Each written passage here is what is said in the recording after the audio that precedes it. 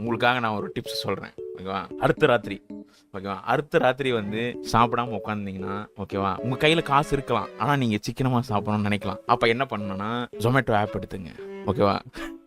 Order பண்ணக்கூடாது, Zomato app open பண்ணி வச்சுக்கணும், அவ்வளோதான்.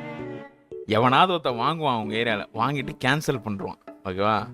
அதை வந்து நீங்கள் வாங்கிக்கலாம். நான் வந்துட்டு ஒரு ஒரு 3-4 நாள் உம்மால மட்டன் பிரியாணி கிட்டன் பிரியாணி உம்மால பெப்சி கிப்சின்னு அடிச்சுன்னு தரல. நான் எல்லாருமே அந்த மாதிரி யாராச்சும் ஒருத்தர் கேன்சல் பண்ணணும்னு வெயிட் பண்ணியிருந்தேன்.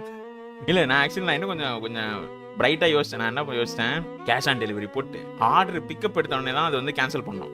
வர வழியில், ஓகேவா, வர வழியில் வந்துட்டு பாதி தூரம் வரும்போச்சே இன்னொரு ஃபோனில் இல்லைனா வெப்சைட்டில் வந்துட்டு இங்கே கேன்சல் கொடுத்துடணும். கேன்சல் கொடுத்தோடனே நியர்பை லொக்கேஷன், அவ்வளோதான், எல்லாருக்கும் போவோம். டக்குன்னு நம்மளே பே பண்ணிடணும்.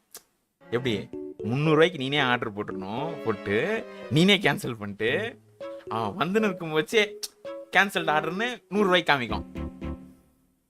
எப்படி எப்படி சமயா? 500 ரூபாய்க்கு வாங்குற பிரியாணியை நீங்க 150 ரூபாய்க்கு வாங்கலாம்னு சொன்னா யாரா நம்புவாங்களா? ஆனா வாங்கலாம்.